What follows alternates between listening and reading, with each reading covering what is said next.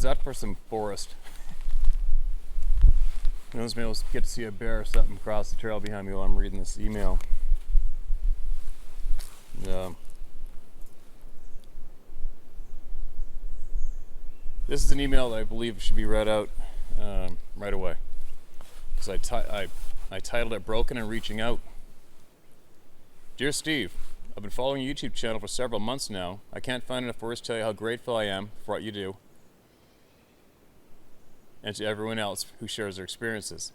I feel a huge sense of relief to know I'm not losing my mind, and that there are others who know the sheer terror of having a bad encounter with these frickin' things.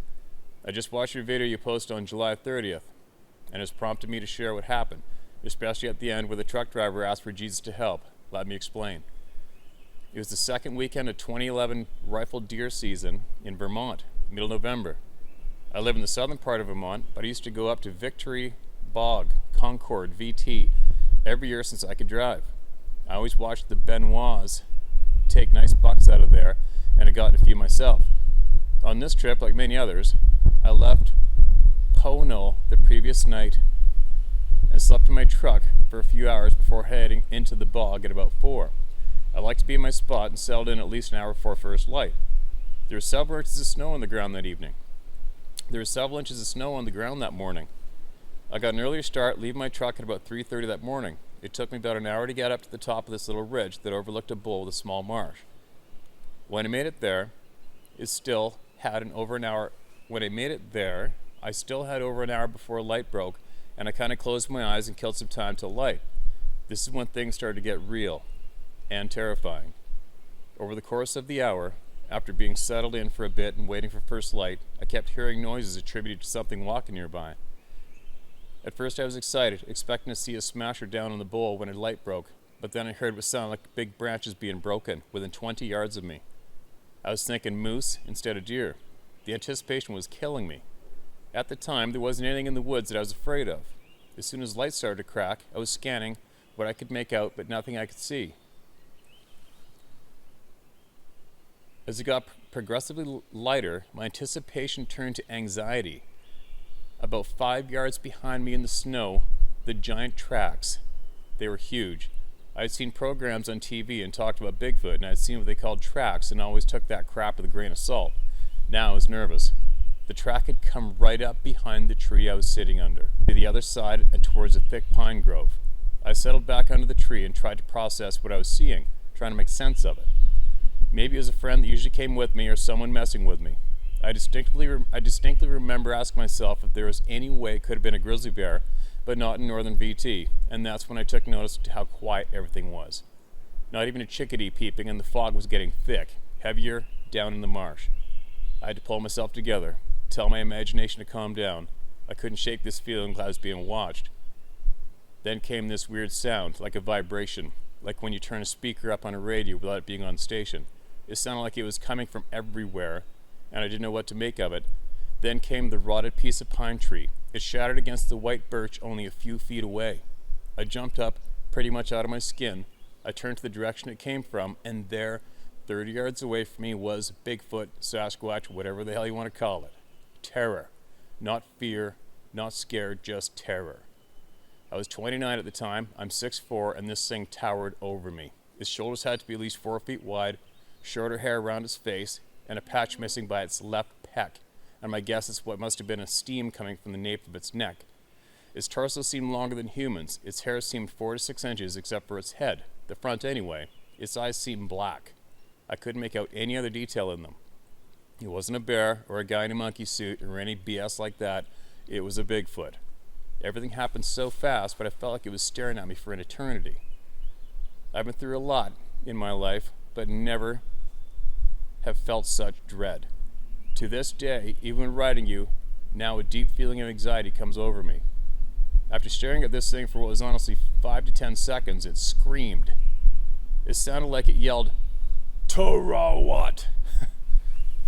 followed by a blood-curdling scream that I could only compare to a Fisher cat. It felt like my life was in danger, so I ran. My tree is about 300 yards from this access road, and from there it was a straight shot to my truck. I didn't think I would make it. About 100 yards from Logan Road, I could hear this thing chasing me down.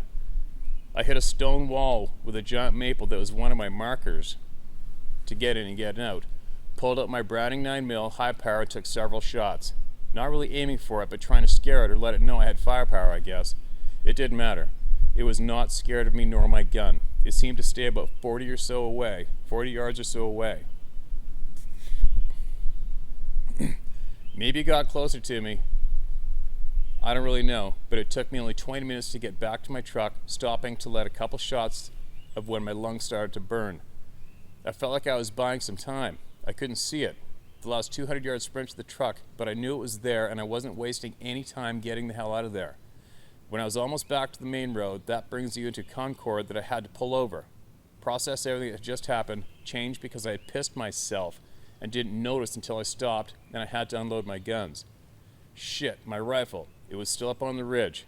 When that chunk of wood hit the tree, I jumped up. It fell off my lap. My pa gave me that Winchester Model 100 308. It meant everything to me. It was his meat in the pot gun. There was no way in hell I was going back up there to get it. I'm sure if that thing wanted me dead, I would be dead. It was hard for me to drive away from there. The trek back home, I tried to make sense of it all. It took weeks for me to feel safe, and I had to lie to my father, tell him that I'd set the rifle down, I just couldn't find it. I'm sure he didn't believe me with there being big snow on the ground. What was I going to tell him? Bigfoot attacked me and I dropped it? He would have thought I was nuts. I'll always keep it to myself. About a week later, I went out of the deck for a smoke before bed. Out of the corner of my eye, I noticed a movement. That same feeling of terror came over me, and I adjusted the same thing.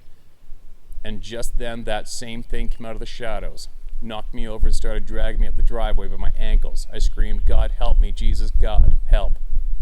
Over and over, and boom, I woke up in my bed. It felt so real. I had to smell my fingers to see if I had a smoke and check my head for a lump that's now awful.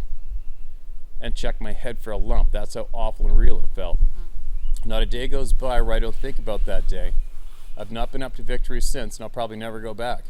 I stick close to home now when I go out and hunt, but knowing that thing might be over the next hill was just put me in the worst morbid fear in me, and I'm not sure if I'll ever get over it.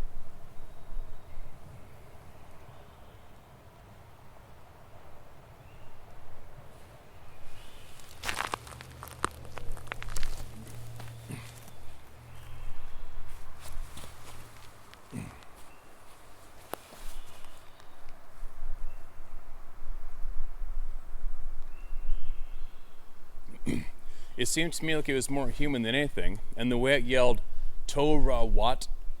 It was like it was telling me I didn't belong there. I got the hint.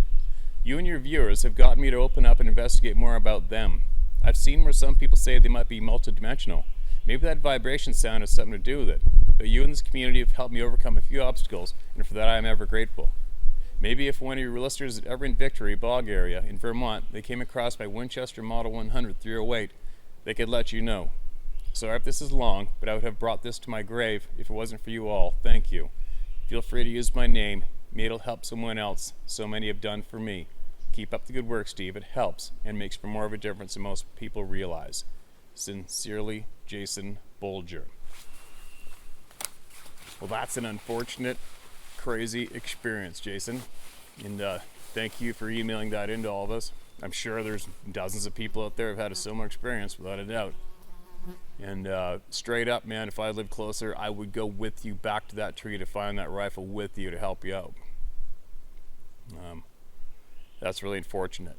And I don't know what to say about that. Anybody that has an experience like that and sees something in that description is going to absolutely shit themselves and probably not be the same forever. And you know why? It's because we're being lied to and we're not fed the honest facts about what's going on this planet. You know, not just these Sasquatch beings, but many other things are going on this planet that a group of people or persons know about and will not let mainstream population know about it. It's such an insane joke, you know. It's funny, the farther you dig, the farther you look, the more intelligent people you find and speak with, the more you find out, and the more this complex puzzle keeps coming together. And there's just so many things going on, and you realize so few of us actually get to use the majority of our minds and think and see and learn. You know, we all get set into this repetitive mode of everybody doing basically the same thing. You know, starting from kindergarten, we get our natural senses demolished, and then we get programmed to accept truth and fact from some one single person stranger standing there at the head of the class.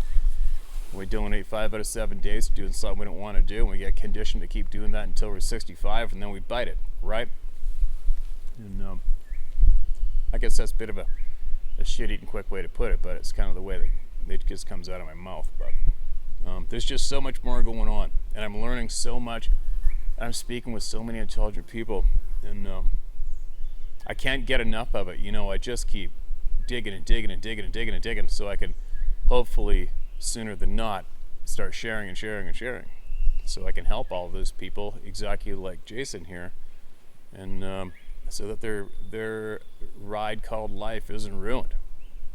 You know, it just sucks. It sucks to have it ruined. And but anyway, I gotta get going. I am wiped out. I am beat, and I'll check the video later. I wonder if anything crossed that trail behind me. This would be a good place for something to go down. That's for sure. Where I am right now. I'm not too far from a coastal native reservation off to the left, and you hang a right or go behind me, and it basically goes to the middle of nowhere for quite a while. And if you might sound like wind, but it's actually the crashing waves of a beach on the west coast. Back behind me, maybe that's probably about 500 yards behind me is the beach and the open surf and the open Pacific Ocean. But there you go. There's another one. Be sure to share these experiences, you guys, with people who could possibly benefit from hearing them. And if you have something that's been eating you and you want to get off your chest, again, share my story at howtohunt.com, tell my story at howtohunt.com, and let her rip. And if you want, you can find the book that I published on Amazon, and you will find literally hundreds of people just like you in that book. All right, so you're not alone, and we got your back.